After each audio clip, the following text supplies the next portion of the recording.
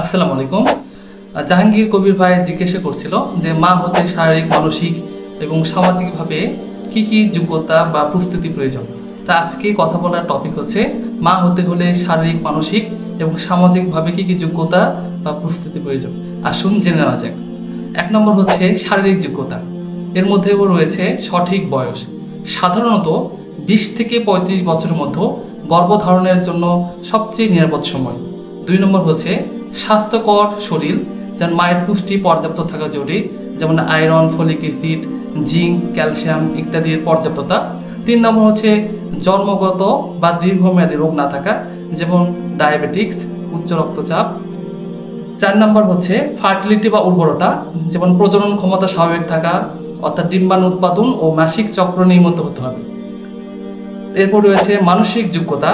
গর্ভধারণের শারীরিক ও মানসিক পরিবর্তন সামলানোর মানসিক দৃঢ়তা থাকা দরকার। গর্ভাবস্থায় মানসিক চাপ বা উদ্বেগ কমিয়ে রাখা এবং ইতিবাচক মানসিকতা বজায় রাখা প্রয়োজন। সন্তান পালনের জন্য ধৈর্য, মানসিক স্থিতিশীলতা থাকা গুরুত্বপূর্ণ।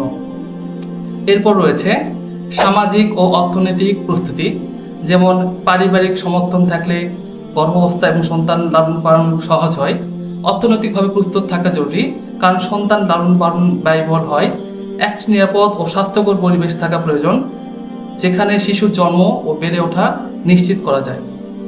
এরপরে রয়েছে চিকিৎসা ও পূর্ব প্রস্তুতি। গর্ভধারণের আগে ডাক্তার দেখিয়ে সঠিক টিকা নেওয়া দরকার।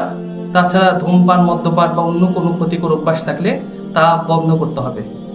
সঠিক প্রস্তুতি এবং সুস্থ জীবনযাত্রা বজায় রাখলে একজন নারী মা হওয়ার জন্য শারীরিক ও মানসিকভাবে প্রস্তুত হতে পারেন। গর্ভধারণ আগে ও পরে চিকিৎসকের পরামর্শ নেওয়া সবচেয়ে গুরুত্বপূর্ণ।